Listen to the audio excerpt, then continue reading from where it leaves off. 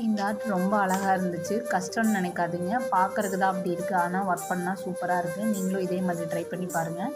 First dark ப்ளூவும் light ப்ளூவும் எடுத்து ஒரு background ஒன்று க்ரியேட் பண்ணிக்கோங்க. நான் பண்ணுற மாதிரி பார்த்து இந்த மாதிரி பண்ணிக்கோங்க.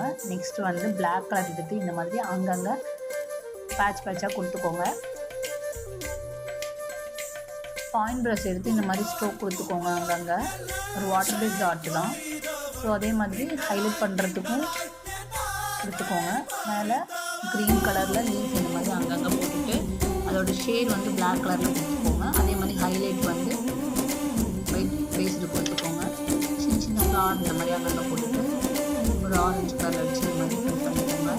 உண்மையாலுமே ஆர்ட் பார்க்க செம்மையாக வந்துருக்குதுங்க. நானே ஷாக் ஆகிட்டேன். நானாக பண்ணேன் அப்படிங்கிற மாதிரி. நீங்களும் ட்ரை பண்ணி பாருங்கள். உண்மையாலுமே ரொம்ப ஈஸியாக இருக்கும்.